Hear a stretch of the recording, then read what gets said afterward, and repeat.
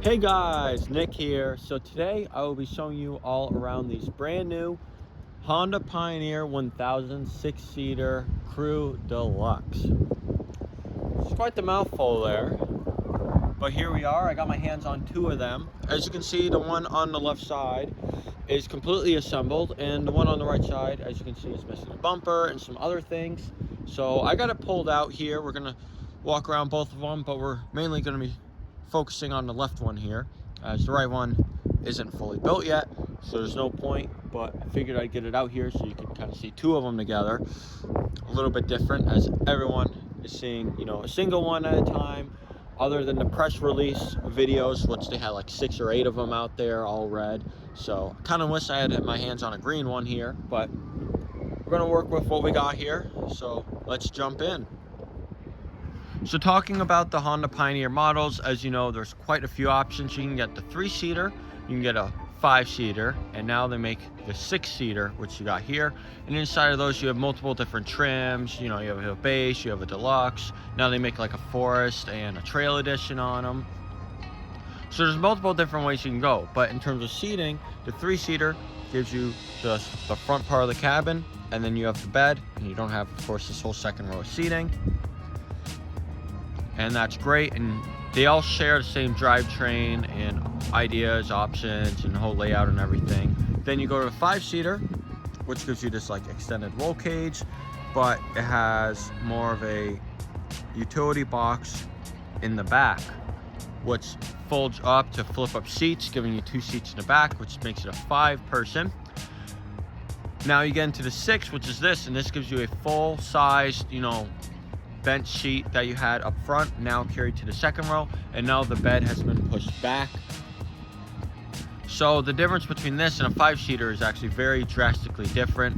It's not just they extended the frame out and put a bed on it, but the whole rear cabin is an identical to the front cabin versus the 5-seater is a mix between the bed and flip-up seats, which you would find in like the 700 model. Now, last spring I made a video on the 1005 Deluxe, the red one. I pop up to that video. So if you're looking for maybe a 5-seater, you kind of want to know the differences. Well, this is going to show you what you get with the 6-seater, and that video will show you what you get with the 5-seater. And that's a current video that was on the 2022 model, which was the updated version of the Pioneer, because they just updated these all in 2022, and now for 2023 they came out with this brand new model here. So be sure to check that one out if you're debating between this and the 5-seater. So talking about powertrain, you have a fuel injected, liquid cooled 998cc twin cylinder engine, which is then brought into a 6-speed dual clutch transmission, where you have 2-wheel, 4-wheel drive. You have a turf mode, which unlocks the rear differential, so you don't basically rip up your lawn when you're doing tight turns, and the tires do not skip. Then of course you have a 4-wheel drive, which engages the front differential. Rear differential is locked, and then you have a diff lock, which locks the front differential, so all 4 wheels are locked. They will all turn at the same time, no matter what you're doing. So that's the powertrain. So talking about the pricing, gonna kind of throw this in here as well. It's $21,899. I'm gonna have everything pop up on the screen on the left side right here, so you get an idea of the pricing on these. You have destination and freight. Destination's like $995, something like that, and another like $400 for freight. So again, that'll be all on the left side, so you get an idea of pricing of what you're paying to get into one of these. So you're getting a lot of utility use out of these and size for the money. Now, if you were to spend another like 10 grand on another company that makes these, you could get some other options like a stereo, a fancier dash with like a navigation, and so forth, maybe a roof. So Honda doesn't include any of that in these, but these go after more of a different audience, more you got to move a lot of people somewheres comfortably and reliably, and you got to do some work with it and so forth. And so it's up to you as the consumer in what direction you want to go with it. Windshield, roof, you know, solid options that most people go after. So let's get up close, let's get inside. I know you all really want to see that back seat. but we're gonna start up front and work our ways back. So starting up front here, top of your radiator's right here. It's kind of hard for you to see, but it's right there. Coolant reservoir right here, that's where you fill it, of course. You got a little toolkit, some fuses and so forth, your battery, all your electronics right are up front, and of course your liquid's right there. And under the front fender on the right side is how you can check the upper and lower level of coolant, so it makes it real easy to access everything. If you ever want to put a battery tender or anything like that up to the battery, real nice and simple. So now hopping inside to the front row, you got a full kind of bench seat set up all three ways. I'm in the center seat right now, and I got plenty of room. Of course, if I want to stay away from driver's footwell and passenger's footwell. There's a good amount of room here. I'm not exactly cramped. I can move my legs back and forth. I can even steal part of my passenger's footwell over here, or I could hit the gas for the driver if I wanted. So there's room. It's not probably the most ideal, which as you would expect, but it's definitely not awful. Right here you have your controls. You have your off if you're low on your high beams, you have your automatic and your manual modes to engage and disengage your paddle shifters, which is a wonderful feature, especially when you have a real transmission and not a CVT belt drive system, as you can actually downshift and you actually physically feel and hear it change the gear. It's a completely different experience. Once you drive one of these Hondas, you realize how different they drive, and similar to like a car. In this model, you feel it especially. It feels like you're driving a car around because of the longer wheelbases. You do notice it, but you don't notice it in a bad way.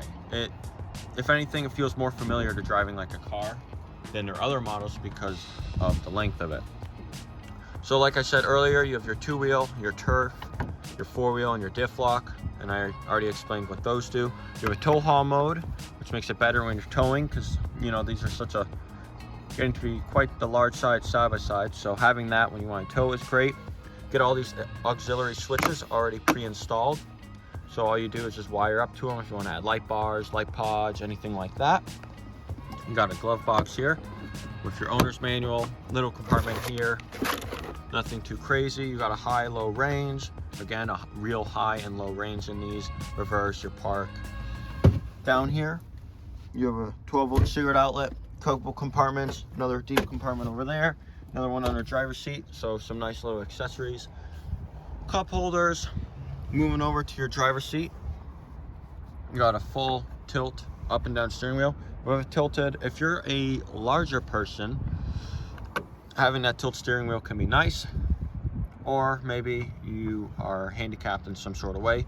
Being able to flip that steering wheel up to get in and out of it definitely makes it easier. Turning our key on, which is also the same way we start it. You can see our dashboard right here. Try to make it as little blurry as possible. Fuel tells you what drive mode you're in. You see we're in two-wheel drive lock. RPMs, your gear, what you're in, your mileage, kind of tells you what you're in. So neutral, reverse, you got a temp light, check engine light, oil light, power steering light, which goes off, that's when you have diff lock. Seatbelt light, you only do like 15, 12 mile an hour without seatbelt on. You have a trip right here in the bottom right hand corner. Tells you your temperature, so of course it's low, but it goes up out of like 4 or 5 bars once it starts to have temperature. You have an hour meter, voltage, 100 mile or 20 hours, it counts down from there for your first oil change, which is your first service on one of these. And I'll give it a start. Well, I didn't put gas in it, so that was kind of more on me. But let's check out the back seat. Now the back seat here is really what's amazing about this model and what sets it apart.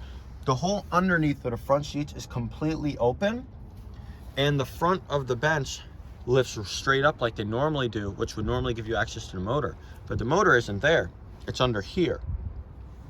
So you can lift that seat up and have direct on top entry, or you can do it from behind here, which is all open. And you have these little lips that are right here on all corners, so things don't slide and hit your feet, because I know when you put stuff on the floor of your back seats, and like your car for example, things tend to slide around. Well, they help to eliminate that with this model.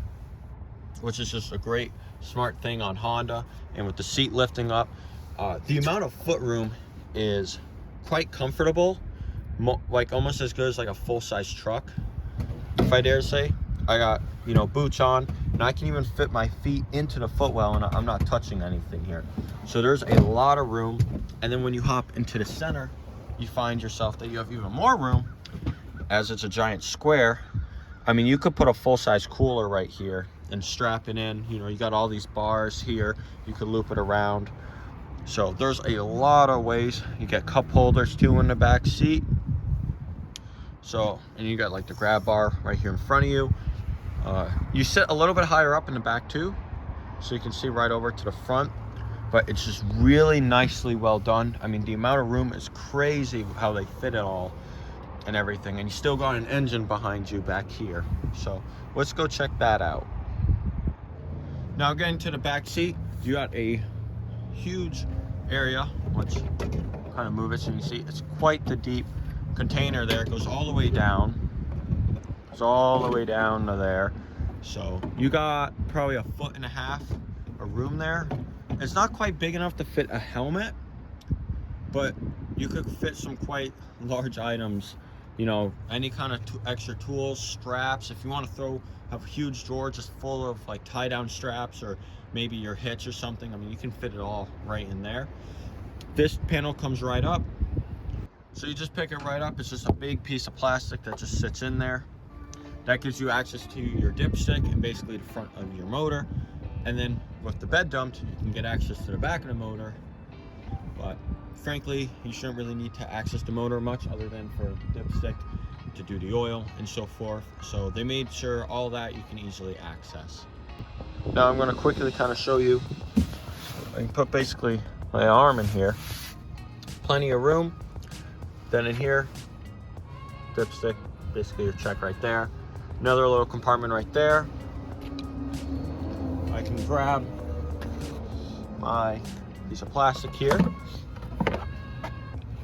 which this also helps with the heat. Keeps the heat from coming up and through the seat. And it's kind of nice, you get these little notches in here with all holes for drainage, so if you get water in there. And then you can pick your seat up, basically lay it on top. It's hard to do one hand, but there you go. And one-handed, holding a camera. A little shaky, I apologize, but just to show you how easy it is. Let's get into the back here. See, you got your oil fill right there. So again, Honda makes it real nice and simple. You got a step here built in too for your dump body, which makes it very nice. So you can step up and get full access to your bed. So let's talk about the bed. So talking about the bed, you got the bed that was taken off a 3-seater Pioneer, and they slapped it on the back of this, which makes sense because it's the same size bed. It's the size bed you want. The whole concept of this was to give you more room and still have a full-size functioning bed. And they did that perfectly here. So you got levers on both sides for your dump bed. You even have a 12-volt cigarette outlet in the bed of this, which I'm not sure of anyone else that does that and offers that. So I'll go dump the bed here.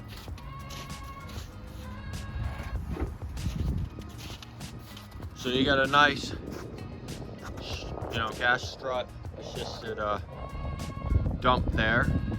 And these have a serious towing capacity. I forget what the numbers are on that, but again, Honda's website gives you more of those stats stuff. I'm here to show you around it, but I'm gonna take the camera out of the tripod to show you. I'll open the door, make it even simpler. There's this lever right here. That's your release. You can do it with the door shut. It makes it pretty simple. You just reach down here and you grab it and it goes off. And then you bring your bed down by hand. Now addressing the back side of the bed, you have a notch here on the left side. Then on the right side, get a nice heavy duty bed. You got some deeper notches here, and Honda even has these little cutouts which look to be cup holders, which is a neat little feature. And on the left side right here, you have a 12-volt cigarette outlet.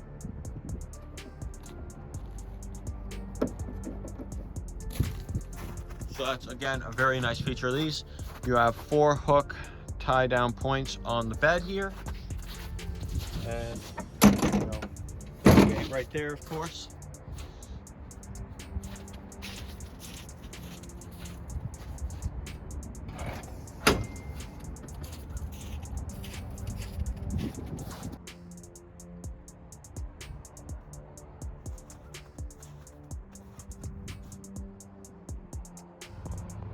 Figured I'd show you guys a little warning label. So you can hold, sounds like up to 1,000 pounds in the bed of your Pioneer. This is a substantial amount. Of course, you get the full-size plastics, all, you know, color matched on the sides of these. You got the front end. And that's really it. You get a nice aluminum wheel.